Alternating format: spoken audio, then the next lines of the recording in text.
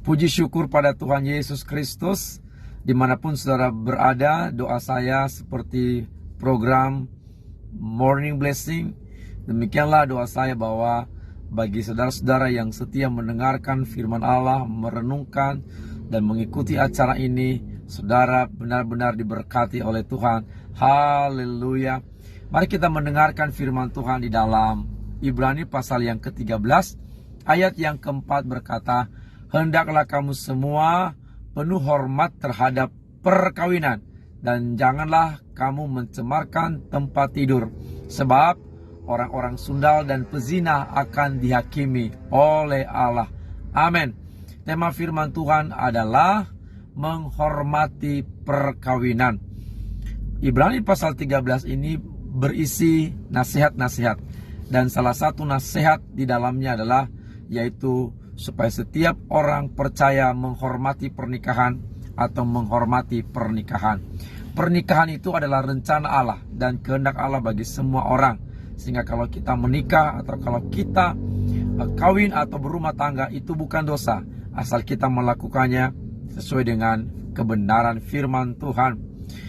Satu-satunya lembaga tertua di dunia atau lembaga yang pertama sekali dibentuk oleh Allah yaitu perkawinan atau rumah tangga dibanding dengan institusi lainnya.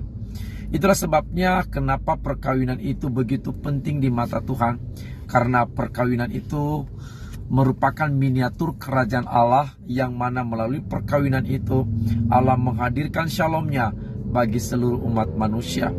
Perkawinan juga merupakan representasi dari hubungan Kristus dengan jemaatnya, karena firman Allah berkata, hai suami, kasihilah istrimu seperti Kristus mengasihi jemaatnya.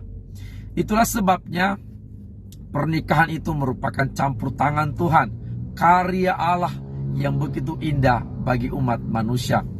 Oleh karena itu, bagaimana caranya menghormati perkawinan, menghormati pernikahan yang sesuai dengan perintah firman Tuhan?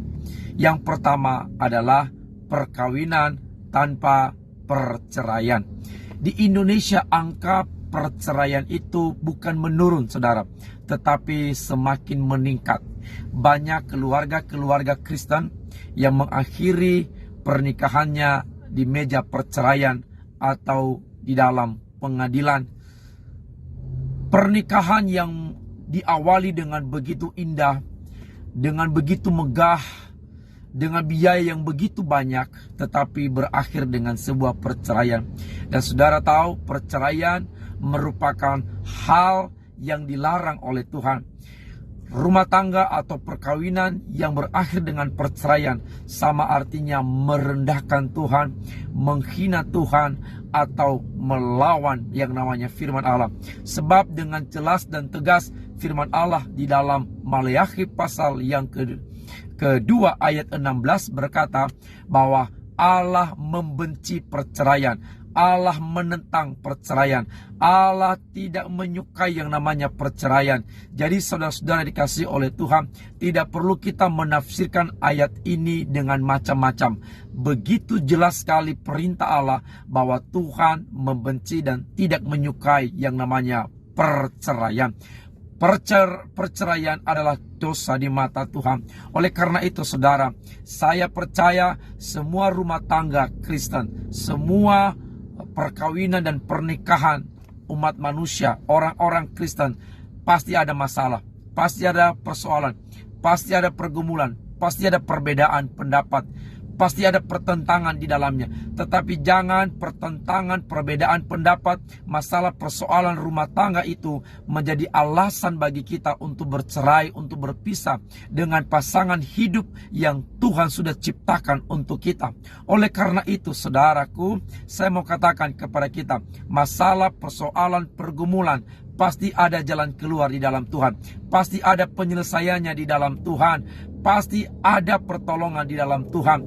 Jangan berpikir bahwa perceraian merupakan jalan yang terbaik untuk menyelesaikan masalah rumah tangga. Saya mau katakan kepada saudara, justru perceraian adalah jalan untuk menghancurkan rumah tangga kita, menghancurkan pernikahan kita, menghancurkan diri kita, menghancurkan pasangan kita, bahkan menghancurkan anak-anak kita. Kenapa? Karena korban perceraian itu adalah tidak hanya kita suami istri, tetapi juga berdampak bagi anak-anak kita dan masa depan mereka. Oleh karena itu, saudaraku, pernikahan Kristen, pernikahan tanpa perceraian. Sebab Tuhan Yesus juga dengan tegas dia berkata di dalam Matius pasal 19 ayat 6 berkata bahwa suami istri yang sudah menikah, mereka bukan dua lagi tetapi satu. Oleh karena itu, apa yang sudah dipersatukan oleh Allah tidak boleh diceraikan oleh manusia dengan alasan apapun. Pernikahan Kristen, pernikahan yang hanya bisa dipisahkan oleh maut. Itulah sebabnya, saudaraku, mari cintai suamimu, cintai istrimu, cintai pasanganmu, sehingga cinta Allah yang ada di dalam kita, cinta Allah yang merupakan fondasi dari sebuah rumah tangga Kristen itu, sehingga apapun yang terjadi, apapun masalah persoalan badai yang datang dalam rumah tangga kita, apabila rumah tangga kita dibangun di atas dasar kasih Kristus, maka pasti kuat, tidak akan goyah, tidak akan roboh, tidak akan hancur. Kenapa? Karena kasih Kristus itulah yang membuat kita kuat menjalani rumah tangga kita, menjalani pernikahan perkawinan kita yang penuh kebahagiaan. Oleh karena itu, saudaraku, semua pernikahan kita, rumah tangga kita, pastikan rumah tangga yang diberkati oleh Tuhan, rumah tangga yang sesuai dengan kehendak Allah, karena di dalamnya tidak ada perceraian.